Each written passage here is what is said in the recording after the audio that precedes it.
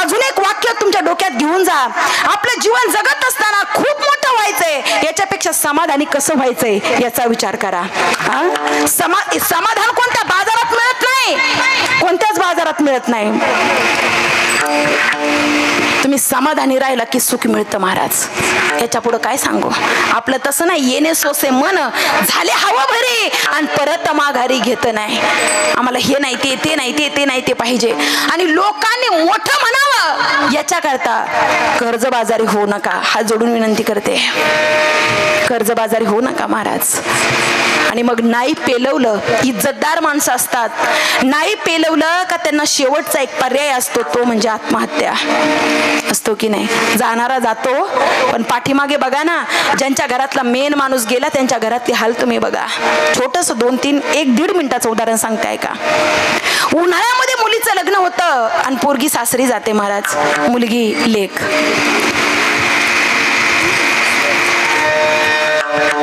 रे दिसा गेले काही सुके काही ओले, माझ्या काळजाची आग उभ्या आभाळाला डोले. लेक वडाची पारंबी दोन्ही घराला जोडते, सासर माहेर पांग बापाचा फेडते. की नाही, ती लेक बापाचा पांग फेडत असते. उन्हाळ्यानंतर जो पहिला सण येतो तो रक्षाबंधन आहे. बाप श्रीमंत नाही, गरीब आहे. एसीत बसणाऱ्या माणसाला, पायी चालणाऱ्या माणसाचं दुःख नाही कळणार. अरे ज्याचं पोट भरलंय त्याला उपवासी माणसाचं दुःख नाही कळू शकत महाराज. गरीब आहे पोरगी, एसटीनं आली आहे, बाप न्यायला आला तिला, सायकलवर आला महाराज, सायकलवर बाप न्यायला आला. पोरगी एसटीतून खाली उतरते, लांब तिची नजर गेली, तिचा बाबा दम टाकत ती सायकल घेऊन आलाय.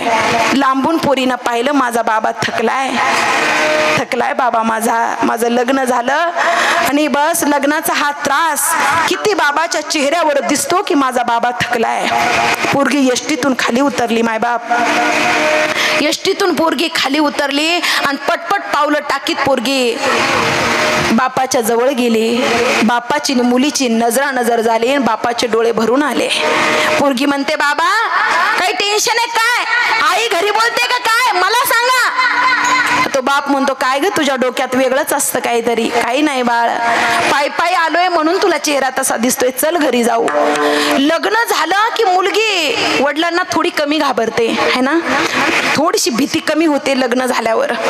पोरगी घरी आली, हातातली बॅग कॉटवर टाकून दिली आणि सरळ आईकडे गेली किचन मध्ये. आई काम करत होती. पोरीनं आईला मिठी मारली, आई कशी आहेस, बरी आहे बाळा, तू कशी आहेस, छान आहे गाई. काय गाई, बाबा मला न्यायला आले पण बाबाचा चेहरा का पडलाय, काही भांडण वगैरे झालं का, काय काही किरकिर घरामध्ये.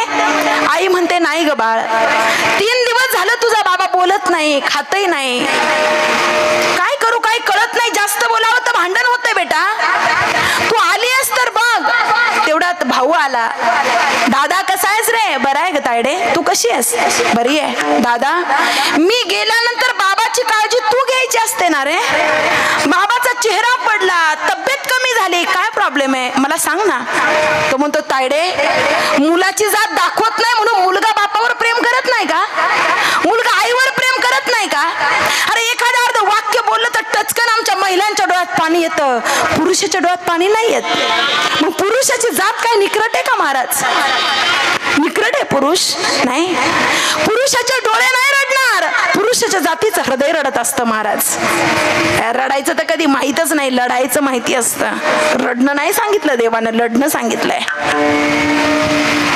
मी हे जीव लावतो पण ताई 3 दिवस झालं सायकल घेऊन पूर्ण गावात फिरतोय, काय झालं काय माहिती नाही. बाबा जेवण करत नाही, झोपत नाही, बोलत सुद्धा नाही.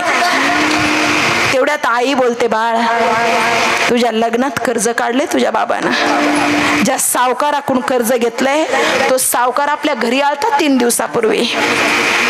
मी चहा नेऊन द्यायला गेले त्यावेळेला तो सावकार बोलत होता आणि तुझा बाबा खाली मान घालून ऐकत होता. मग पोरगी म्हणते, आई आता तू काही सांगू नकोस, मला कळलं आता काय झालंय बाबाला. महाराज संध्याकाळच्या वेळेला बाप घरी येतो. 3 दिवस जेवण न केलेला बाप, त्याच्या समोर जेवणाचं ताट त्या ठिकाणी पोरगी वाढते. नाही म्हणायची सोय नाही. सासरवाशीन मुलगी घरी आली आहे. बाबा जेवण करा. बाळ मला भूक नाही, 3 दिवस झालं मला माहिती आहे. जेवण केलं नाही, गपचूप जेवण करा. बापानं पोटभर जेवण केलं. मुलीला अंथरून टाकून दिलं, बाबा झोपा. बाप पोटात अन्न पडल्यामुळे बाप झोपला, पण रात्रभर पोरगी झोपली नाही. पोरगी उशाला बसून राहिली. महाराज सकाळपर्यंत तिच्या सगळ्या गोष्टी लक्षात आल्या होत्या. दुसऱ्या दिवशी रक्षाबंधन होतं. पोरीनं ताटामध्ये बापानं जेवढं काही सोनं घातलं होतं ना माय बाप, ते सगळंच्या सगळं सोनं त्या पोरीनं ताटामध्ये काढलं.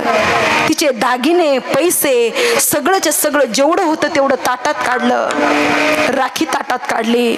बापाची आंघोळ झाली. पोरगी बापाला ओवाळते, बाबा छान दिसताय, छान कपडे घातले, लग्नाचे घातले का बाबा? हो ग बाळ. पोरगी ओवाळते महाराज बापाला. बापाच्या डोळ्यातलं पाणी बाप दाखवत नाही, पण हुंदकाला बापाला की काय लेकराला उत्तर द्यावं काही कळत नाही. परंतु तसंच बापानं कसं तरी आवरलं. पोरगी मस्तकावर कुंकू लावते. पोरगी मस्तकावर अक्षदा लावते. मायबाप मस्तकावर पोरगी त्या ठिकाणी राखी त्या ठिकाणी ओवाळते.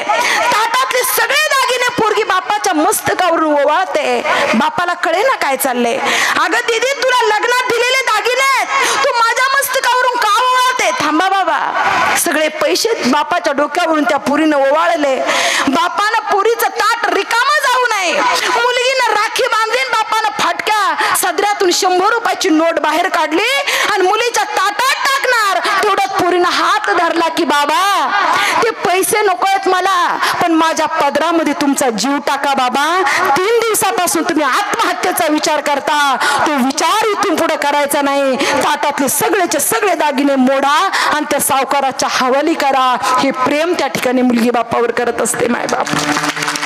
आणि तोच बाप जर मुलीला अर्धावर टाकून जर या जगातून निघून जात असेल तर ते घर, त्या घराची अवस्था वाक्यात सांगण्यासारखी सुद्धा नाही. मी म्हणते लोक म्हणतील याला जमलं नाही. एखादी अर्धी गोष्ट करताना जर आपण अयशस्वी झालो तर बिनधास्त ती सोडून द्या, पण जीव देण्याचा प्रयत्न करायचा नाही. असं म्हणतात जो आत्महत्या करतो त्याच्या मातीला सुद्धा जाऊ नये असं शास्त्र त्या ठिकाणी सांगत असतं. आणि सांगू, जो देशाकरता समाजाकरता जगतो तो देवाकरता जगतो. त्याची कीर्ती समाजामध्ये ते गेले तरी राहत असते. अभंगाचं शेवटचं चरण. तुका म्हणे